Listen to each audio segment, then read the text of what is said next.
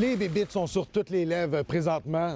Il y a eu des reportages qui faisaient état de la consommation d'insectes comestibles et il n'y a rien comme se faire sa propre opinion. Donc, c'est ce qui m'amène aujourd'hui ici devant les bureaux de l'entreprise Tricycle qui s'adonne à l'élevage d'insectes comestibles. Et ça, je le fais vraiment juste pour vous parce que moi, manger des bébites, ça m'écoeure. On est chez Tricycle. C'est quoi Tricycle? Tricycle, c'est une entreprise d'économie circulaire. Donc, ça a été fondé en 2019. Notre objectif à la base, c'était vraiment de réduire le gaspillage alimentaire. Fait que de prendre toutes les matières qui autrement seraient carrément jetées, puis les utiliser pour nourrir des insectes, pour après ça produire des protéines puis des fertilisants. Dans l'élevage d'insectes, on trouve 3 insectes principalement. On a le grillon, le ténébrion, qui est ce qu'on fait chez Tricycle. Nous, on a choisi le ténébrion parce que, dans un premier temps, ça prend moins de place. Aussi, on trouve que le goût du ténébrion est beaucoup plus subtil, beaucoup plus accessible aussi pour l'alimentation humaine. C'est quoi les bienfaits de se nourrir à base d'insectes? Donc, on a de la B12 dans les ténébrions. Dans notre poudre de ténébrion, on a 67 de protéines. Il n'y a aucune autre protéine qui a autant qui a un volume aussi important.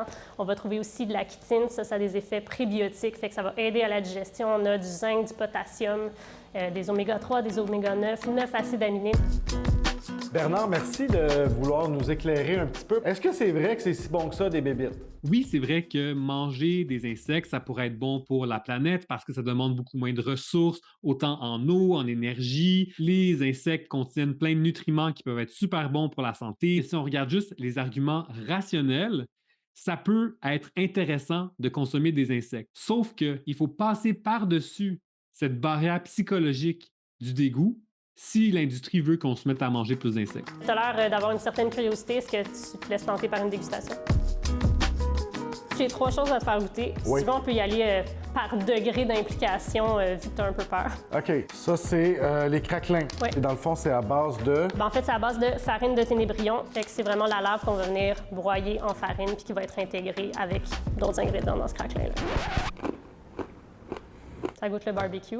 Ça goûte un barbecue, ça goûte des crispers, là. Ça ici, c'est un pâté qui est fait par une entreprise avec laquelle on collabore. Donc, Éco-Délices, eux, prennent nos larves de ténébrion et les transforment en pâté. C'est au poivre rose. C'est mon préféré, personnellement.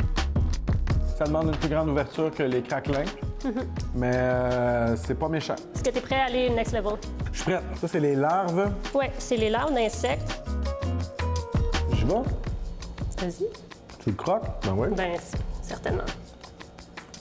Ça goûte pas grand-chose, hein? Ça goûte pas grand-chose. Ça goûte un petit chip, là, un petit craquelin pendant le game de hockey, Super Bowl. Bon, ben mission accomplie, j'ai survécu. Et la morale de cette histoire, c'est que les bébites, ça goûte pas si mauvais que ça, finalement. Ça goûte même plutôt bon. Et ce qu'il faut vaincre collectivement, c'est notre peur des maudites bébites qui sont pas si épeurantes que ça, finalement. Sauf quand ils bougent, ça, c'est un petit peu dégueu.